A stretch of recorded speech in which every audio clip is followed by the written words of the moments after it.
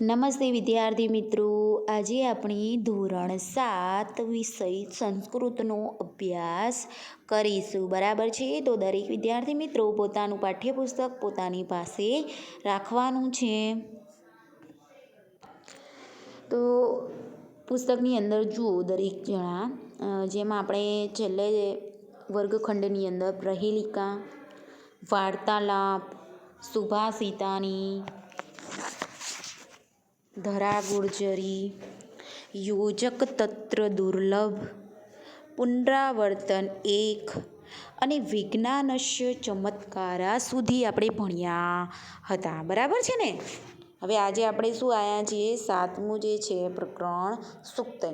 તો આજે આપણે એના વિશે ભણીશું.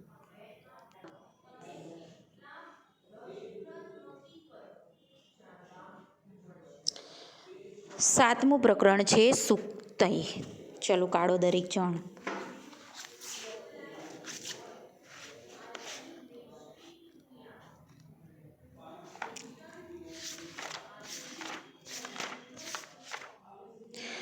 એટલે કે સુક્તય દરેક વિદ્યાર્થી મિત્રો પોતાનું જે પાઠ્યપુસ્તક છે એની સાથે સાથે ધોરણ 7ની જે સંસ્કૃતની આપણી નોટબુક છે એ પણ સાથે રાખવાની છે. બરાબર છે?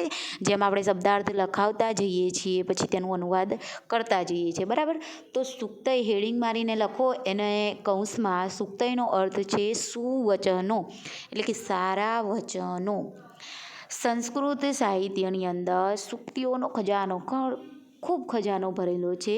એટલે કે સૂક્તિ એટલે કે સુંદર રીતે બનાવેલું વચન. સૂક્તિ એટલે કે સુંદર રીતે બોલાયેલું વચન, સુંદર રીતે એને બોલવામાં આવે છે એવું વચન. સૂક્તિ એ જે છે આપણે સુભાષિત ભણ્યા ને એનો જ એક પ્રકાર છે. સૂક્તિના નાના નાના વાક્યો પણ રત્નતુલ્ય મૂલ્યવાન છે. એના જે નાના નાના વાક્યો છે ને, અહીંયા તમે જુઓ કે એક એક વાક્ય આપણે 7 વાક્યો છે એકદમ નાના છે. બરાબર? પરંતુ એક એક શબ્દ અને એક એક નાના નાના વાક્યોનો અર્થ ખૂબ જ મૂલ્યવાન જોવા મળે છે. આવા વાક્યમાં રહેલા વિચારો જીવનમાં પથદર્શક બની રહે છે. સંસ્કૃત સાહિત્ય રૂપી સાગરમાં ઠેર ઠેર પડેલા આવા અમર મૌખિક રૂપ સુંદર વાક્યોમાંથી અહીં કેટલાક સૂક્તિ રૂપે આપવામાં આવેલા છે, જેના વિશે આપણે ભણવાના છીએ. બરાબર છે ને? સરસ. તો દરેક વિદ્યાર્થીએ આમાં ખાસ કરીને જે શબ્દો છે જે તમને અઘરા લાગે એ લખતા જવાનું છે અને અર્થ સમજતા જવાનું છે. રેડી બધા? સરસ. તો ઉપર હેડિંગ મારેલું છે સુક્તય, કૌંસમાં લખ્યું છે કે સુવચનો, જે સૂક્તિનો જ એક પ્રકાર છે, સુભાષિતનો પ્રકાર છે. બરાબર? પહેલું છે જ્ઞાન ભાર ક્રિયા વિના. એમાં શબ્દ છે. બરાબર? ભાર એટલે કે ભારરૂપ લખો.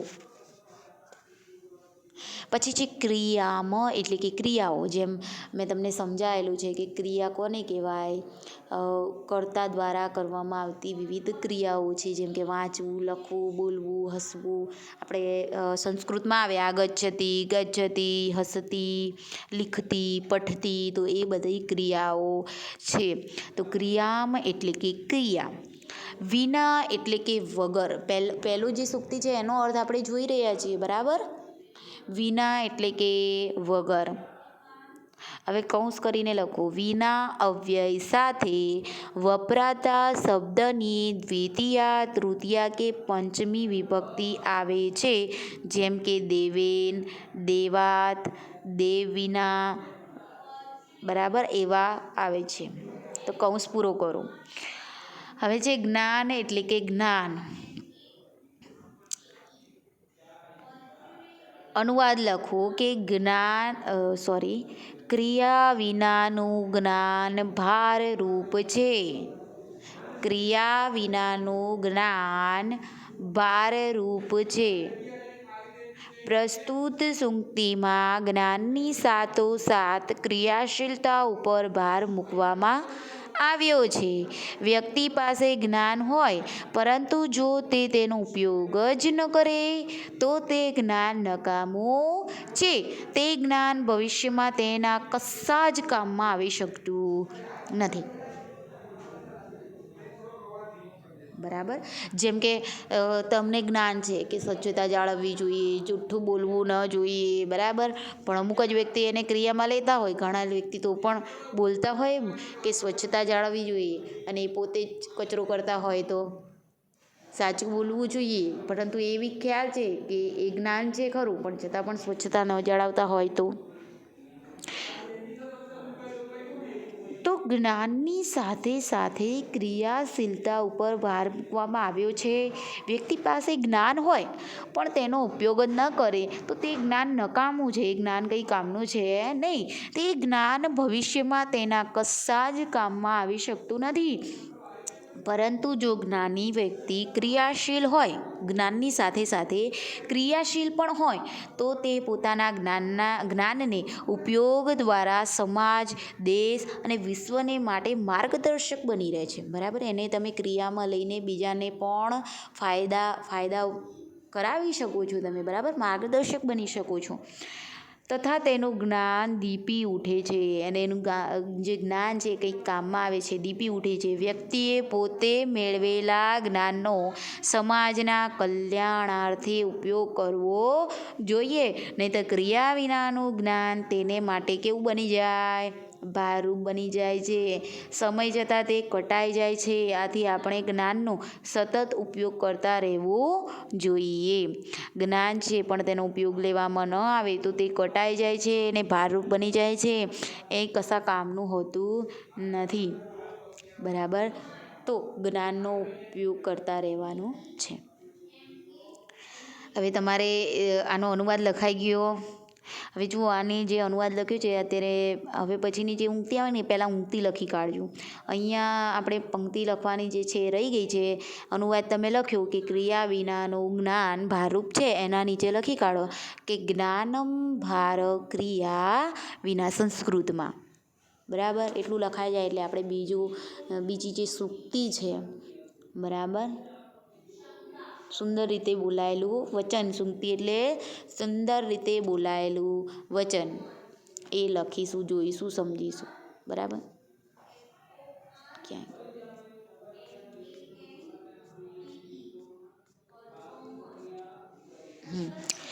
ચલો, બીજું છે જનની જન્મભૂમિશ્ચ સ્વર્ગાદપી ગરીયસી. જનની જન્મભૂમિશ્ચ સ્વર્ગાદપી ગરીયસી.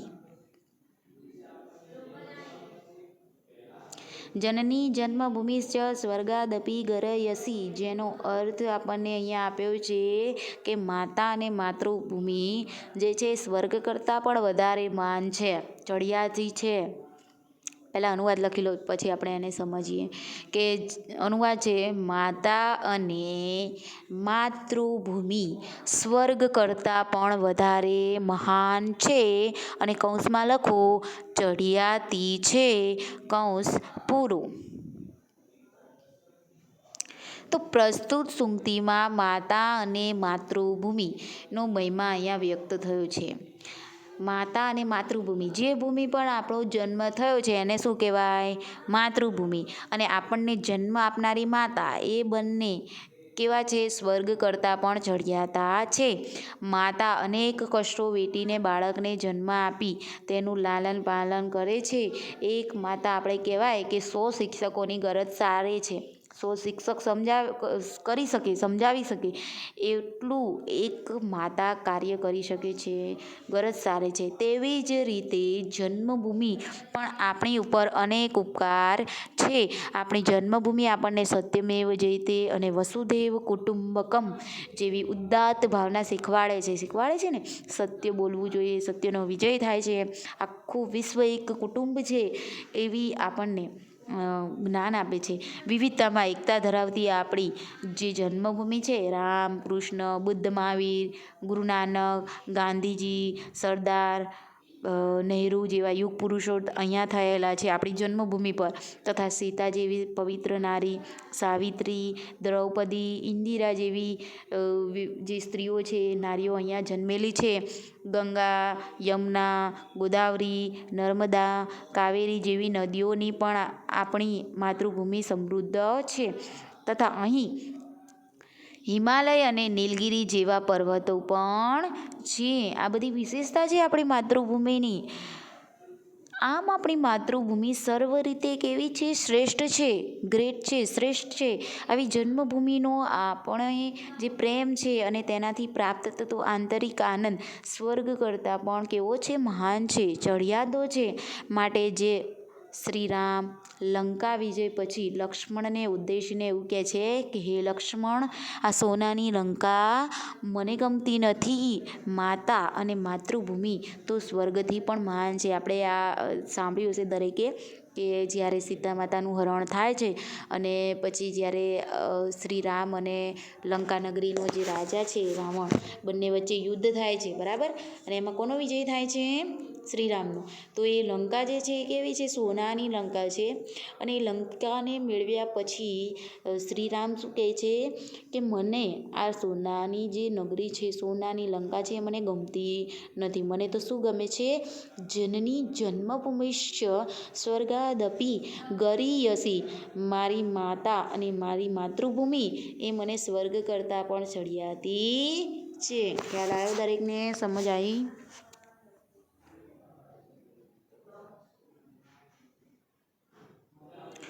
તો અનુવાદ છે, માતા અને માતૃભૂમિ સ્વર્ગ કરતાં પણ વધારે મહાન છે. અને તેની આપણે સમજૂતી મેળવી. પહેલી જે પંક્તિ હતી કે પહેલી જે સૂક્તય હતું એ છે જ્ઞાન ભાર ક્રિયા વિના.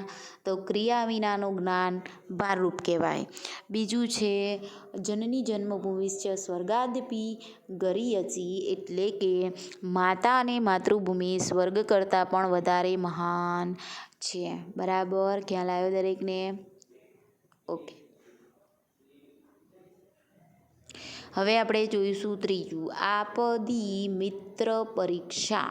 તમને એમ થાય કે કેટલા નાના નાના જે એના શબ્દો છે, પણ એનો જે અર્થ છે એ કેવો છે? વિસ્તૃત છે, વિશાળ છે. બરાબર છે? આપદી મિત્ર પરીક્ષા. એનો અનુવાદ લખું. આપત્તિમાં મિત્રની પરીક્ષા થાય છે. આપત્તિમાં મિત્રની પરીક્ષા થાય છે. હવે આપણે એનો જે ભાવાર્થ છે એ સમજીશું. તો આ પંક્તિમાં, સૂક્તિમાં મુશ્કેલીમાં સાચા મિત્રની ઓળખ થઈ જાય છે તે બતાવ્યું છે. બરાબર છે? કે આપણો સાચો મિત્ર, ખરો મિત્ર, બરાબર. મિત્ર તો ઘણા હોય, પણ એમાંથી સાચો કયો છે, ખરો મિત્ર કયો છે, એની જે ઓળખાણ છે એ આપણને ક્યારે થાય? આપત્તિમાં. જ્યારે આપણે મુશ્કેલીમાં હોય અને આપણને મદદ કરે એ મિત્ર કેવો છે? ખરો મિત્ર છે આપણો. કહેવાય છે કે ભાઈ કરતાં પણ ભાઈબંધ ચડિયાતો હોય છે. બરાબર? તો સાચો અને સારો મિત્ર મળવો દહેલો છે, અઘરો છે. સ્વાર્થી મિત્ર તો તેનો સ્વાર્થ હોય ત્યાં સુધી જ આપણી સાથે મિત્રતા રાખે છે.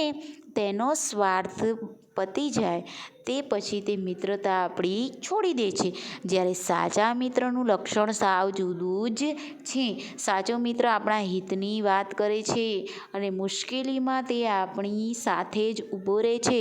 સુખ અને દુઃખમાં તેનો વ્યવહાર કેવો હોય? સરખો હોય. સુખ હોય કે દુઃખ, એ આપણી સાથે સરખો જ વ્યવહાર કરે છે. એવું નહીં કે સારા સમયમાં જ આપણા સાથે હોય, પછી ખરાબ સમય આવે એટલે આપણને ત્યારે સાથ ન આપે, તો એને મિત્ર કહેવાય? ન કહેવાય. સાચો મિત્ર એવો હોય કે જેનો વ્યવહાર સુખમાં અને દુઃખમાં સરખો જ હોય. શ્રી કૃષ્ણ અને સુદામા, અર્જુન અને શ્રી કૃષ્ણ, દુર્યોધન અને કર્ણ, આ બધા શું છે? ઉદાહરણ છે. આ જે મિત્રો છે કેવા છે? સાચા મિત્રો છે. સાચા મિત્રની પરીક્ષા આપત્તિમાં થઈ જ જાય. બરાબર? એટલા માટે એવી પણ પંક્તિઓ છે કે આપત્તિ મિત્ર પરીક્ષા શૂર પરીક્ષા રંગાણે ભવતી, દાતુ પરીક્ષા દુર્ભક્ષી, દ્વાર પરીક્ષા ગૃહાંગણે ભવતી. એટલે કે મુશ્કેલીમાં મિત્રની પરીક્ષા થાય છે. શૂરવીરની પરીક્ષા ક્યાં થાય? રણ મેદાનમાં થાય. દાતારની પરીક્ષા દુષ્કાળમાં થાય. ગૃહિણીની પરીક્ષા ઘરમાં થાય. આમ પરીક્ષા થયા પછી વ્યક્તિની કિંમત અંગાય. પરીક્ષા પૂરી થાય પછી ખ્યાલ આવે કે એની કિંમત શું છે, વ્યક્તિ કેવો છે. આ સૂક્તિ અનેક મુશ્કેલીઓમાં સાથ આપી કોઈકના સાચા મિત્ર બની રહેવાનો તથા સાચા મિત્રને ઓળખવાનો બોધ આપે છે. બરાબર છે ને? આપત્તિ મિત્ર પરીક્ષા. આપત્તિના સમયે, વિપત્તિના સમયે, મુશ્કેલીના સમયે મિત્રની પરીક્ષા થાય છે. હવે જોઈએ આપણે આગળ. આ ત્રણમાં દરેકને ખ્યાલ આવે છે. જ્ઞાન ભાર ક્રિયા વિના. બીજું છે જનની જન્મભૂમિશ્ચ સ્વર્ગાદપી ગરયસી આપત્તિ મિત્ર પરીક્ષા. પહેલાંનો અર્થ છે ક્રિયા વિનાનું જ્ઞાન ભારરૂપ છે. ક્રિયા વિનાનું જ્ઞાન ભારરૂપ છે. બીજું માતા અને માતૃભૂમિ સ્વર્ગ કરતાં પણ વધારે મહાન છે. ત્રીજું આપત્તિમાં મિત્રની પરીક્ષા થાય છે. બરાબર. હવે આપણે જોઈએ ચોથી જે સૂક્તિ છે. કોણ વાંચશે? મોટેથી સરસ રીતે બધા ચોપડીમાં જોઈને વાંચશે. શ્રદ્ધાવાન લભતે જ્ઞાનમ. શ્રદ્ધાવાન લભતે જ્ઞાનમ. શ્રદ્ધાવાન એટલે કે શ્રદ્ધાવાળો વ્યક્તિ, શ્રદ્ધાવાન વ્યક્તિ લભતે એટલે મેળવે છે, જ્ઞાનમ એટલે જ્ઞાન. શ્રદ્ધાવાન વ્યક્તિ કૌંસમાં લખવાનું જ કૌંસ પૂરું જ્ઞાન મેળવે છે. શ્રદ્ધાવાન વ્યક્તિ જ જ્ઞાન મેળવે છે. તો પ્રસ્તુત સૂક્તિમાં જ્ઞાન પ્રાપ્તિ માટે શ્રદ્ધાની એટલે કે અહીંયા આપણને શ્રદ્ધા જે શબ્દ છે આત્મવિશ્વાસની વાત કરવામાં આવી છે. તો પ્રસ્તુત સૂક્તિ ગીતાના શ્લોકનો એક અંશ છે. તેમાં કહ્યું છે કે શ્રદ્ધાવાળી વ્યક્તિ જ જ્ઞાન મેળવી શકે છે અને સંશયાત્મા વિનશ્યતિ એટલે કે સંશય ધરાવનાર વ્યક્તિનો નાશ થાય છે. શ્રદ્ધા મનુષ્યને આંતરિક બળ પૂરું પાડે છે એટલે કે કોન્ફિડન્સ, તેમાં તમારામાં આત્મવિશ્વાસ વધારે છે. શ્રદ્ધા દ્વારા અઘરું જ્ઞાન પણ મનુષ્ય સરળતાથી મેળવી શકે છે. જો તમે એકલવ્યમાં ગુરુ પ્રત્યેની શ્રદ્ધા હતી માટે તે જ્ઞાન પ્રાપ્ત કરી શક્યું. બરાબર. એણે શું કર્યું હતું કે તેમને જે જ્ઞાન આપતા હતા એ જ્ઞાન ગુરુએ ના પાડી, તો એ બહાર એની મૂર્તિ બનાવીને પણ એને જ્ઞાન મેળવ્યું, કારણ કે એને ગુરુમાં શ્રદ્ધા હતી. તો તમે શ્રદ્ધા વિના કશું પ્રાપ્ત કરી શકતા નથી. શ્રદ્ધાવાળો વ્યક્તિ જ જ્ઞાન મેળવી શકે છે. બરાબર છે. આમ જીવનમાં જ્ઞાન પ્રાપ્ત કરવા માટે મનુષ્યએ શ્રદ્ધા કેળવવી ખૂબ જરૂરી છે.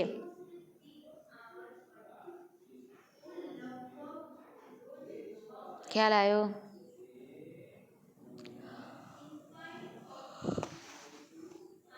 ચલો પંક્તિ લખી કાઢો દરેક જણ. શ્રદ્ધાવાન લભતે જ્ઞાનમ.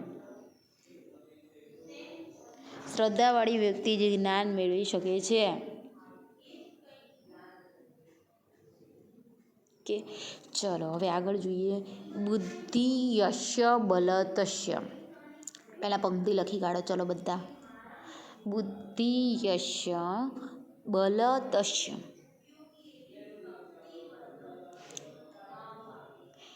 યશ્ય એટલે જેની, તસ્ય એટલે તેની, બલમ એટલે કે બળ, અને બુદ્ધિનો અર્થ ખબર છે દરેકને કે બુદ્ધિ.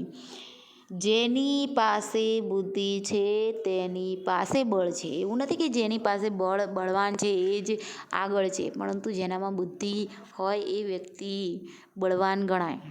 મેં તમને ઘણા ઉદાહરણો ક્લાસમાં પણ આપ્યા હતા. બરાબર છે.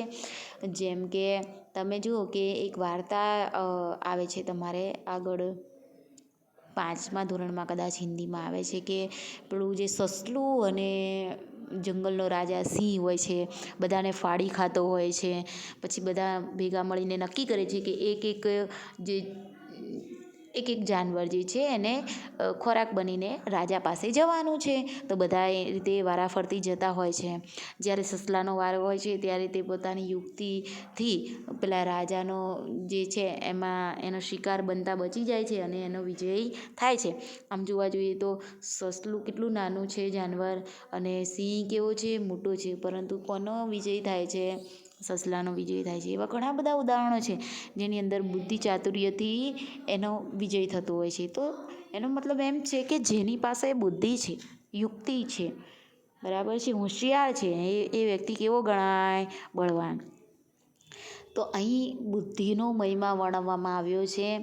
વ્યક્તિનું સાચું બળ તો તેની બુદ્ધિ જ ગણાય. પછી એ ગમે એટલો બળવાન હોય, શારીરિક બળ, માનસિક બળ, શક્તિ અર્થાત બુદ્ધિ એના કરતાં ચડિયાતી ગણાય. જે તમારું શારીરિક બળ છે એના કરતાં તમારું માનસિક બળ એટલે કે તમારી બુદ્ધિ વધારે મહત્ત્વની છે. જે કાર્ય મનુષ્ય શારીરિક શક્તિ વડે કરી શકતો નથી તે કાર્ય મનુષ્ય માનસિક શક્તિ દ્વારા બુદ્ધિથી કરીને પાર પાડી શકે છે. એવા કાર્યો હોય જે આપણે માનસિક શક્તિથી પાર પાડી શકીએ. બરાબર છે. અત્યારે તો આપણને ઘણા ઉદાહરણો જોવા મળે છે. બરાબર છે. કોમ્પ્યુટર આપણે કહીએ છીએ ને કે હાર્ડ વર્ક નહીં પણ સ્માર્ટ વર્ક કરવાનું છે. એટલે કે તમે જુઓ કોમ્પ્યુટર અને ઇન્ટરનેટનો ઉપયોગ કરીને અત્યારે એવી વસ્તુ પણ છે કે જે તમને એવું લાગે કે આ શક્ય નથી પણ એ પણ કાર્ય કરી શકાય છે. બરાબર.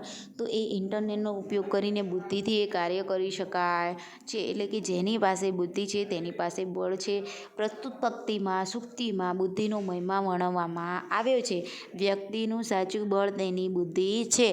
શારીરિક બળ કરતાં માનસિક શક્તિ અર્થાત બુદ્ધિ અનેક ગણી ચડિયાતી છે. જે કાર્ય મનુષ્ય શારીરિક શક્તિ વડે કરી શકતો નથી તે કાર્ય મનુષ્ય માનસિક શક્તિથી બુદ્ધિથી પાર પાડી શકે છે. ગુજરાતીમાં પણ કહેવામાં આવે છે અક્કલ બળી કે ભેંસ? તો કોણ બળું કોણ મોટું? અક્કલ. ભેંસનું કદ મોટું છે પણ અક્કલ એટલે કે વ્યક્તિનું મગજ, તમારું જે મગજ છે એનું લગભગ તમારે વિજ્ઞાનમાં આવશે આગળ ભણવાનું. તો ટૂંકમાં કહેવાનો અર્થ એમ છે કે બુદ્ધિથી મોટા મોટા કાર્યો પાર પાડી શકાય છે જે શારીરિક શક્તિ વડે નથી પાર પાડી શકતા. જીવનમાં વિકાસ સાધવા વ્યક્તિએ પોતાની બુદ્ધિનો વિકાસ કરતા રહેવું જોઈએ. વાંચન ચાલુ રાખવું જોઈએ એટલે કે એની બુદ્ધિમાં વધારો થાય છે. આમ જીવનમાં બુદ્ધિનો વિકાસ કરી અને તેનો યોગ્ય ઉપયોગ કરવો તે જ સાચી તાકાત ગણાય છે. જીવનમાં બુદ્ધિનો વિકાસ કરીને તેનો યોગ્ય ઉપયોગ કરીને તેની તાકાત ગણાવી શકાય છે. બરાબર. ખ્યાલ આવ્યો દરેકને? સરસ. હવે પછી છે સંગે શક્તિ કલો યુગે. કલો યુગે એટલે કળયુગમાં.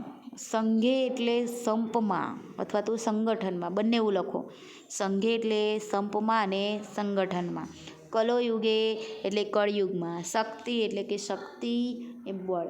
કળયુગમાં સંગઠનમાં જ શક્તિ છે. કળયુગમાં સંગઠનમાં જ શક્તિ છે. લખાઈ ગયું? કળયુગમાં સંગઠનમાં જ શક્તિ છે. આપણે એનો જે સમજૂતી છે એ મેળવીશું. સંગઠન બરાબર એટલે એકતા. તો પ્રસ્તુત સૂક્તિમાં સંઘની એકતા પર ભાર મૂકવામાં આવ્યો છે. સંઘની શક્તિ પર. માણસ એકલા હાથે કંઈ કામ કરે તો એ ઝડપથી થતું નથી. તેના કરતાં સર્વ સાથે મળીને સહિયારો પુરુષાર્થ કરે તો કાર્ય સરળ અને સફળ બને છે. સંઘબળ મહાન છે અને સંગઠન એ શક્તિ છે. જેમ કે આપણે પેલી વાર્તા તરીકે સાંભળી હશે. એક લાકડી લાવે છે અને એને ભાગવાનું કહે છે તો ભાગી જાય છે. પછી વધારે લાકડીનો ભારો લાવે છે. જે પેલા ચાર એના એક ડોહો હોય છે, ડોસો હોય છે અને ચાર છોકરાઓ હોય છે. તો એ ચારેય કાર્ય અલગ અલગ રહેતા હોય છે, લડતા હોય છે. તો એમને સંપનું મહત્ત્વ સમજાવવા જે ઉદાહરણ આપવામાં આવે છે. તો એક લાકડી તરત જ ભાગી જાય છે અને જે લાકડાનો ભારો છે એને કોઈ ભાગી શકતું નથી. એટલે ખ્યાલ આવે છે કે સંઘમાં બળ રહેલું છે. તો આજના ઔદ્યોગિક અને વૈજ્ઞાનિક યુગમાં સંપ, સંગઠન, એકતા ખૂબ જરૂરી છે. સંપથી રહેનારો દેશ સમગ્ર વિશ્વમાં પોતાનો ડંકો વગાડી શકે છે.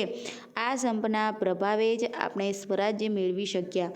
કળયુગમાં વિકાસ સાધવા માટે સંગઠન અનિવાર્ય છે. સંગઠનને સત્તા પણ માન આપે છે અને આમ ઘણા કાર્યો સરળતાથી થઈ શકે છે. માટે જ કહ્યું છે કે સંહતિ કાર્ય સાધિકા અર્થાત એકતા કાર્ય સાધક નીવડે છે. આમ સંગઠનરૂપી શક્તિથી મનુષ્ય કળયુગમાં પોતાનો અને દેશનો વિકાસ સાધી શકે છે. તો એકતામાં બળ રહેલું છે એવો અર્થ આ સૂક્તિનો થાય છે. હવે છે શરીર માધ્ય ખલુ ધર્મ સાધનમ. એમાં ખલુ એટલે કે ખરેખર, શરીર માધ્યમ એટલે શરીર પહેલું, ધર્મ સાધનમ એટલે ધર્મનું સાધન. ખરેખર શરીર ધર્મનું પહેલું સાધન છે. તો પ્રસ્તુત સૂક્તિમાં ધર્મની સાધના માટે શરીરને મહત્ત્વનું સાધન ગણવામાં આવ્યું છે. ધર્મની સાધના કરવા માટે. જો માણસ શારીરિક અને માનસિક રીતે સ્વસ્થ ના હોય તો જ પોતાના જીવનમાં બધા કાર્યો સારી રીતે કરી શકે. જો એ સ્વસ્થ હોય. શરીર એ ધર્મ સાધનાનું પહેલું સાધન છે. આપણે કહે છે ને કે ભૂખ્યા પેટે ભોજન ના થાય. શરીર એ આત્માનું મંદિર છે. આ શરીર દ્વારા જ મનુષ્ય પરમાત્માને પ્રાપ્ત કરી શકે છે. ધર્મશાસ્ત્રો ઋષિબોધ તો એવું સૂચવે છે કે આ શરીર પરમાત્માએ આપેલું મૂલ્યવાન સાધન છે.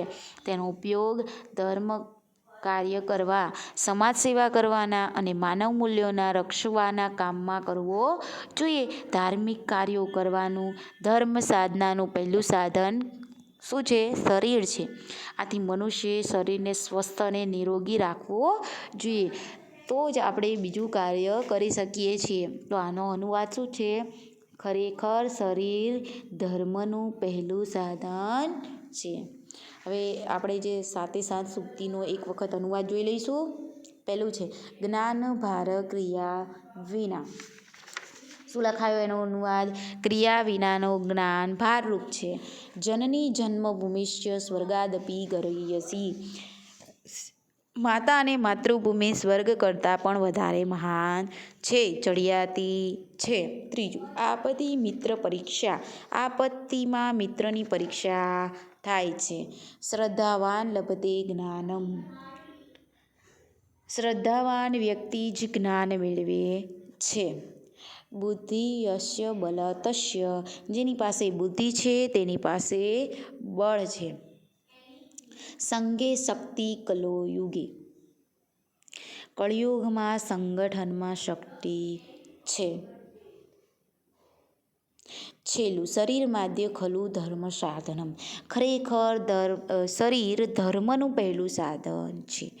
ખરેખર શરીર ધર્મનું પહેલું સાધન છે. હવે દરેકે હોમવર્કમાં આનું સ્વાધ્યાય લખી કાઢવાનું છે. એની વિશે વિસ્તૃત ચર્ચા આપણે આગળના વિડીયોમાં કરીશું. બરાબર? તમારે એનો લખવાનો પ્રયત્ન કરવાનો છે. પુનરાવર્તનને એ બધું આપણે આગળ ભણીશું. બરાબર? અને સ્વાધ્યાય અને ટિપ્પણીમાં પણ અમુક શબ્દો જે આવ્યા ના હોય તમારે હોમવર્કમાં લખવાના અને સ્વાધ્યાય લખી કાઢવાનું. બરાબર? તો આજના વિડીયોમાં આટલે સુધી રાખીએ છીએ. આગળના વિડીયોમાં આપણે આગળનો અભ્યાસ કરીશું. બરાબર છે?